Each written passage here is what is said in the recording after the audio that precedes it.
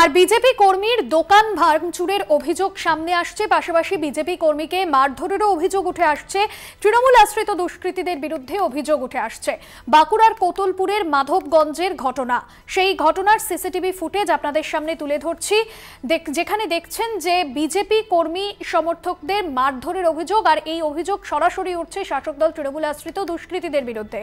বাঁকুড়ার ঘটনা আর এই ঘটনার যে ছবি সিসিটিভি ফুটেজ আপনাদের সামনে তুলে ধরছি। বাঁকুড়ার কোতুলপুরের মাধবগঞ্জের ঘটনা এবং বিজেপি কর্মীর দোকানেও ভাঙচুর চালানো হয়, এমনটাই অভিযোগ তৃণমূল আশ্রিত দুষ্কৃতীদের বিরুদ্ধে। বিজেপি কর্মীর দোকান ভাঙচুরের অভিযোগ উঠে আসছে, বিজেপি কর্মীকে মারধরের অভিযোগ উঠছে তৃণমূলের বিরুদ্ধে। ঘটনার মুহূর্তের সিসিটিভি ফুটেজ আপনাদের সামনে তুলে ধরছি। অন্যদিকে দোকান ভাঙচুর করা হয়, লন্ডভন্ড হয়ে রয়েছে গোটা দোকান, সেই ছবিও আপনাদের সামনে তুলে ধরলাম। তৃণমূল আশ্রিত দুষ্কৃতীদের বিরুদ্ধেই এই অভিযোগ সামনে আসছে। রাজ্যে লোকসভা নির্বাচনের পর থেকে শাসক বিরোধী যে তরজা, বিভিন্ন সময় ভোট পরবর্তী হিংসার ছবি সামনে আসছে। কখনো শাসক দল তৃণমূল কংগ্রেস তারা আক্রান্ত হচ্ছে, কখনো বিরোধী শিবির বিজেপি তারাও আক্রান্ত হচ্ছে। আর এবার বিজেপি কর্মীকে মারধরের অভিযোগ উঠে আসলো বাঁকুড়ার কোতুলপুরে। বিজেপি কর্মীর দোকান ভাঙচুর চালানো হয়।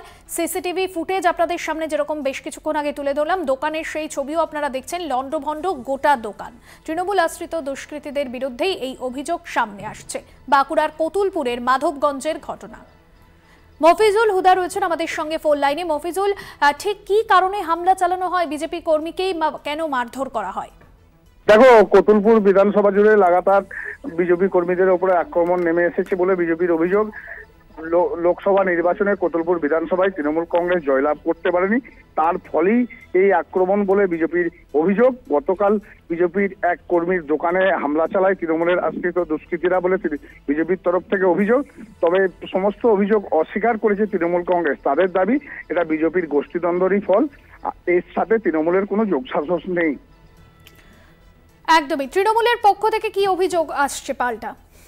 তৃণমূলের দাবি যে এটা বিজেপিরই অপর গোষ্ঠীরা এক গোষ্ঠীর ওপর আক্রমণ করছে। এইখানে এই ঘটনার সঙ্গে তৃণমূল কংগ্রেস কোনোভাবেই যুক্ত নয় এবং তৃণমূল কংগ্রেস শান্তি চায়। তৃণমূল কংগ্রেস এই ধরনের বিশৃঙ্খলা কখনোই সৃষ্টি করতে চাইছে না। অপরদিকে আবার বিজেপির দাবি যে কোতুলপুর বিধানসভায় হারার জন্যই তৃণমূল কংগ্রেস সন্ত্রাস সৃষ্টি করছে এবং প্রতিনিয়ত এলাকায় বিজেপি কর্মীদের উপরে আক্রমণ করছে তৃণমূল কংগ্রেস। একদমই। ধন্যবাদ মফিজুল।